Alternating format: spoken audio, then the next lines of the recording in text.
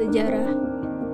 Konsep berpikir dalam sejarah dibagi menjadi 5 bagian, yaitu konsep berpikir diakronik, 2 konsep berpikir sinkronik, 3 konsep periodisasi dalam sejarah, 4 konsep kronologis dalam sejarah, 5 konsep ruang dan waktu.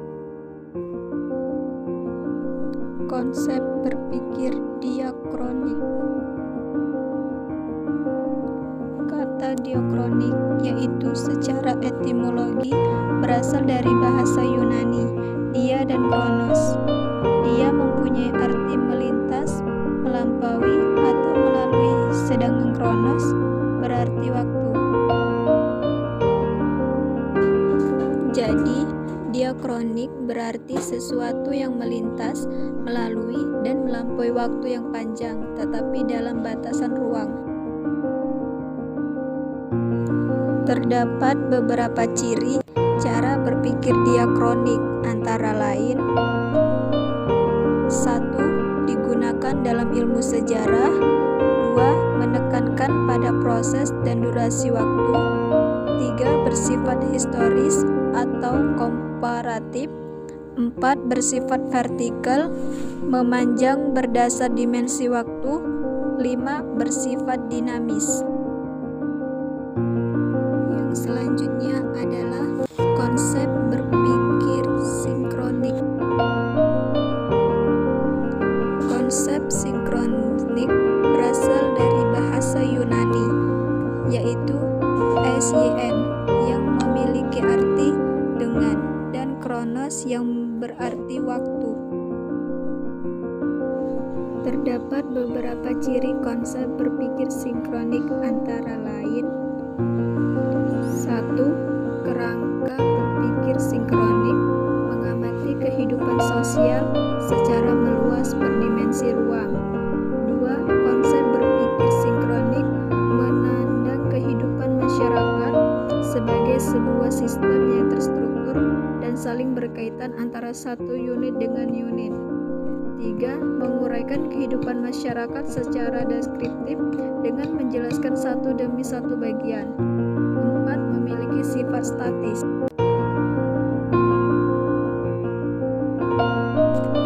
Yang selanjutnya adalah konsep periodisasi dalam sejarah. Periodisasi berasal dari bahasa Yunani, yaitu periode. Periode memiliki arti babak, masa, atau zaman.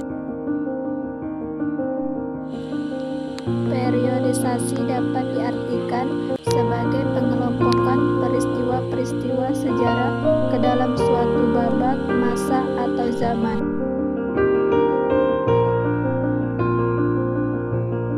Adapun tujuan dibuatnya sebuah periodisasi adalah: 1. Mempermudah dalam memahami sejarah. 2. Mengklasifikasikan peristiwa-peristiwa sejarah. 3. Mempermudah dalam menganalisis perkembangan dan perubahan yang terjadi di setiap periode.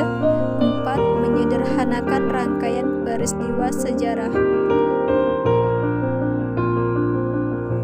Yang selanjutnya adalah konsep kronologis dalam sejarah. Secara etimologis, kata kronologis berasal dari bahasa Yunani, yaitu kronos dan logos. Kronos artinya waktu, sedangkan logos artinya uraian atau ilmu. Berikut ini adalah contoh cara berpikir kronologis dalam peristiwa proklamasi kemerdekaan Indonesia. 1. 6 Agustus 1945, Hiroshima dijatuhi bom atom oleh sekutu. 2. 7 Agustus 1945, PPKI dibentuk. 3. 9 Agustus 1945, Nagasaki dijatuhi bom atom oleh sekutu. 4. 14 Agustus 1945, Jepang menyerah pada sekutu.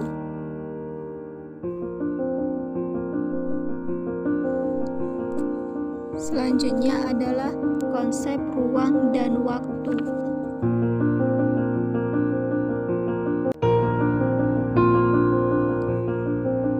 Konsep ruang dan waktu dibagi menjadi 3 bagian.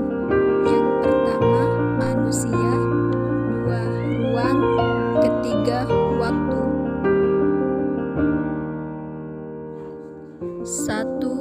Manusia. Sejarah merupakan pengalaman, ingatan, pengetahuan, dan hasil cipta manusia yang diceritakan kembali. Yang kedua adalah ruang. Dunia merupakan ruang terjadinya berbagai peristiwa. Ruang sendiri mencakup seluruh permukaan bumi. Yang ketiga adalah waktu. Konsep ruang dan waktu adalah unsur penting yang tidak dapat dipisahkan dalam suatu peristiwa dan perubahannya yang dialami oleh manusia sebagai objek atau pelaku sejarah. Saya akhiri. Apabila ada salah kata dalam pengucapan saya minta maaf. Cukup sekian, saya akhiri. Wabillahi taufiq wal hidayah. Wassalamualaikum